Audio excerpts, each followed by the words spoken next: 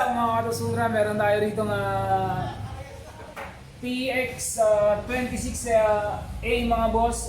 Line na rin siya na active. Tapos TX 26AS active sub. Loaded siya ng 15 inches na sub, 1000 watts.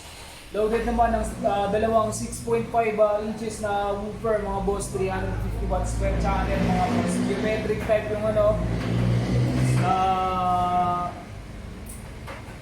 Tawag nito yung speaker grill niya, naka-geometric design mga boss. Ayan, 1000 watts, may bakal siya sa likod. Nakabakal, may DSP preset na rin mga bossing.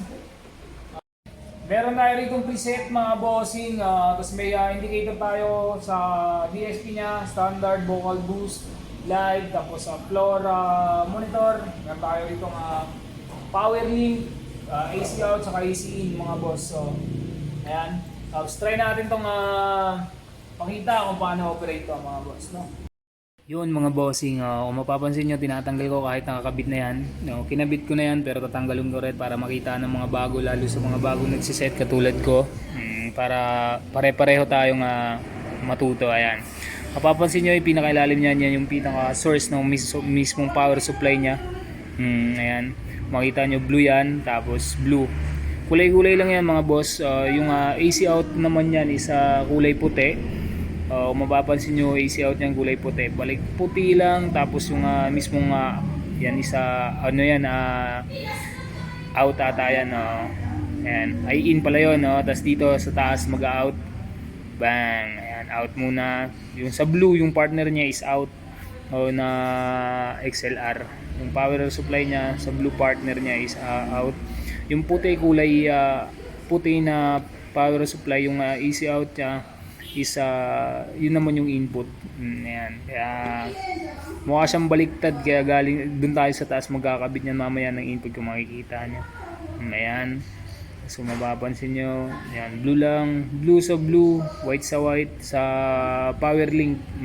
Ayan, puti, tapos input, pack, tapos kulay blue naman, tapos output. Yun lang. Ayan, tapos yun na. Pag ganyan yan. Tapos nakalimutan ko dyan, wala pala akong mixer. Kaya sabi ko dyan sa yan lang, wait lang mga boss, kasi wala pa akong mixer. Wait lang. Ayan, tapos sumunod natin mga boss. Pag nandyan na ako agad. Ayan, 1, 2, 3 paka. Ayan, mixer mga bossing. Ayan, kapansin nyo, yun lang, ano lang siya, isang XLR lang yun. Doon lang tayo mag-i-input. Ayan, put, pasok natin dyan. Isang XLR lang para sa lahat, kasi isang set lang naman. Tapos saksak ko na dyan sa mismong power supply niya. Ayan, umilaw lahat, maliban lang sa sub. Tapos pinatay ko yan. Tapos mamaya maririnig mo yung sound check niya. Ayan, mapansin mo, isang XLR lang kinabit natin dyan. Ayan lang. Tapos try na natin yung sound check. Yes, ayan, sound check natin bossing.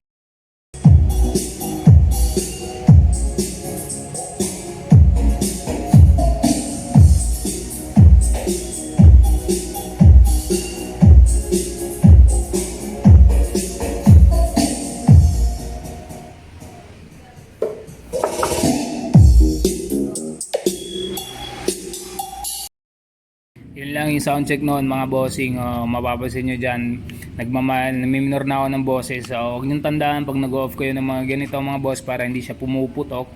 Kung saan una mong inon, yun yung huli mong i-off. Kung halimbawa pinaka huli mong na on is yung set natin, yun.